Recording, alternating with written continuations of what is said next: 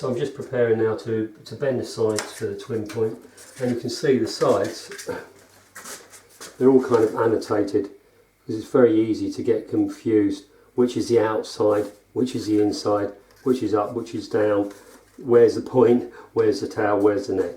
So yeah, so that's what we're doing, bending the sides.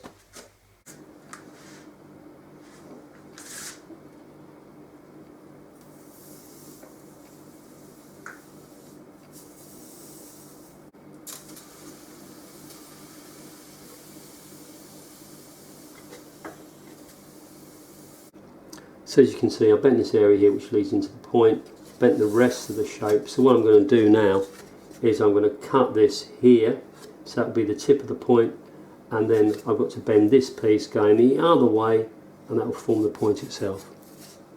Right, so that's that piece done. And now the really interesting piece, bit of extreme bending here to get this point done.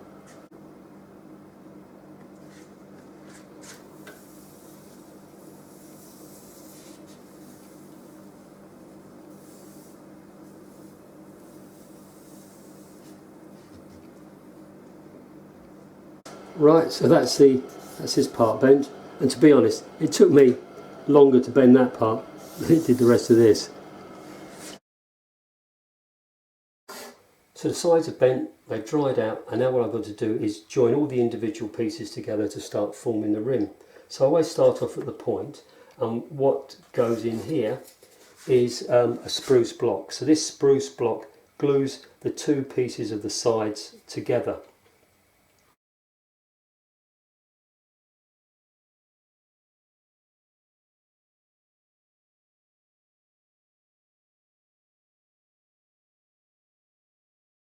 Right, so there you go. You can see that the two pieces have been joined together to make one complete side, joined together by this gluing this spruce block in place, and on the inside that's completely smooth. I've feathered this spruce block into the sides so that's one continuous smooth surface.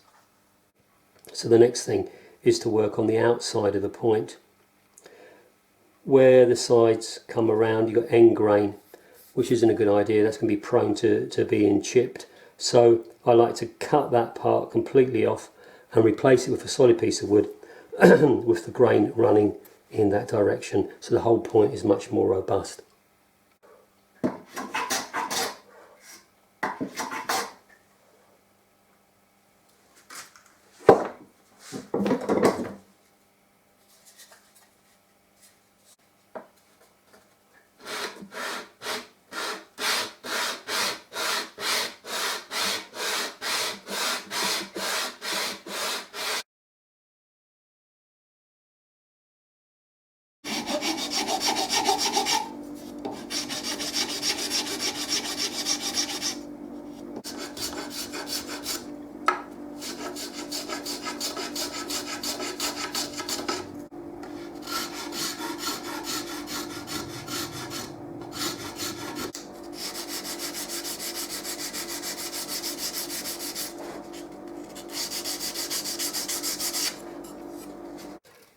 So there you go, after some sanding you can see how the point now fits nicely into the external mould. What I did use for the point in the end was some Burr Claro walnut. It's really quite a hard piece of wood, so it should work well as that reinforcement for the point. And of course that piece of wood is the same as the head overlay, and I'll also make the end graft out of it so everything ties in nicely together. Yeah, so we're getting there. So if the point's completed, we're ready to join the two sides together, and there's joined together with the towel block. Now the towel block, there's a lot going on here really, because eventually this will have the towel piece fixed to it with a couple of screws, so that's going to be under a lot of tension. Also, some of the instruments where I have an internal pickup, you need to drill a large diameter hole, although on this particular instrument I'm not having a pickup, but even so the strap pin will be fixed to this. So as I say, there's a lot going on with this block, So I always like to make it out of plywood so that there's no danger of that splitting.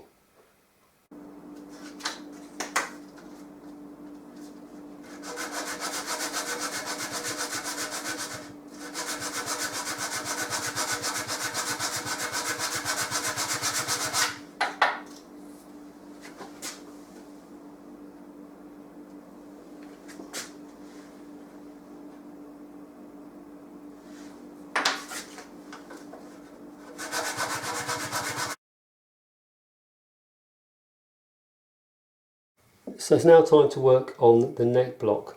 The block itself is laminated from 3 pieces of Sitka spruce with a central core at 90 degrees to the 2 outer pieces. Again, as with the tower block, to try to eliminate any possibility of future cracks appearing.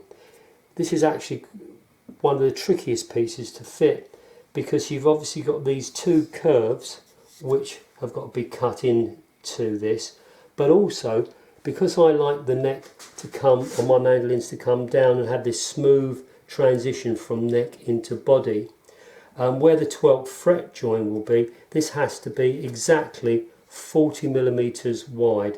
So I've got to cut this block so that when that's forced into that gap, I've got a 40 millimeters on the outside there.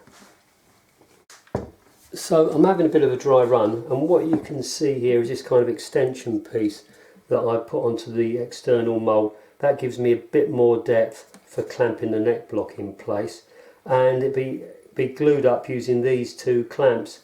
This one pulls the block that away, so against the curves, if you like, and this clamp holds it true in this plane. And I've got a piece of acrylic here which the block pushes against, and of course I'm using clear acrylic, so whilst I'm gluing it up I can actually see what's going on there.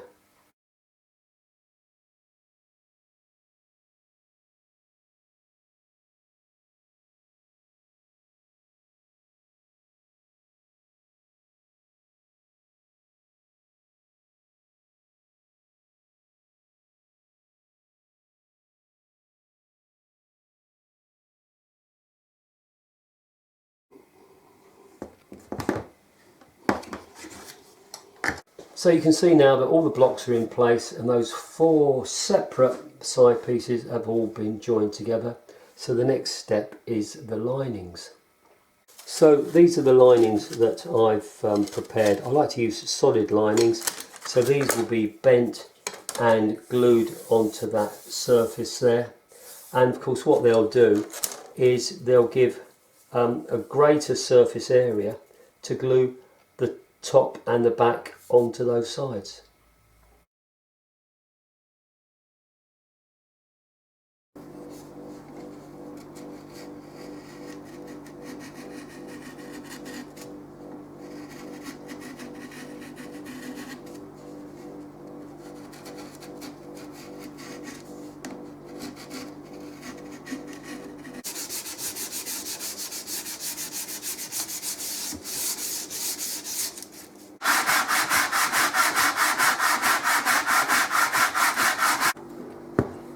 So the linings have all been shaped and sanded, so they're lovely and smooth.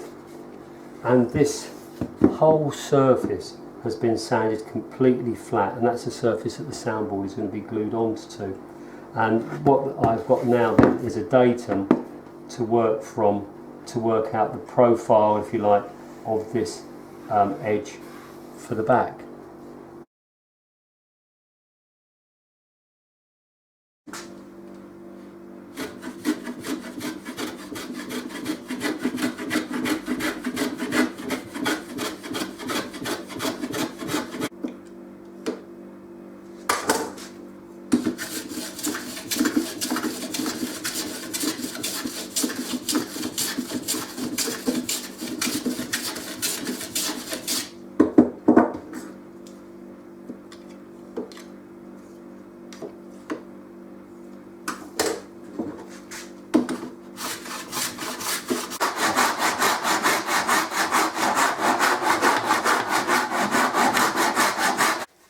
So having used the radius disc to get the profile right on the back there, I can now glue on the linings.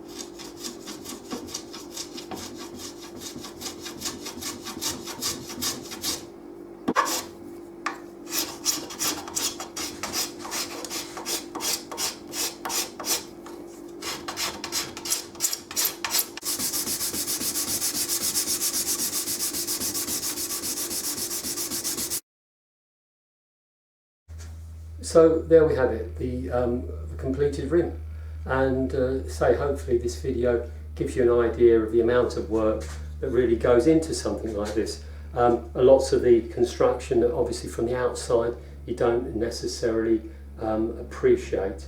I think one of the interesting things is when you look at this, the inside of it is finished really quite immaculately, and you'd be glad to have that finish on the outside of the instrument. But the outside is really still scruffy, and that won't get its final clean up until the back and sides and the bindings are on. Well, I hope you found that interesting, and as always, many thanks for taking the time to watch the video. So until the next instalment, you keep safe and take care. Okay, cheers, bye bye.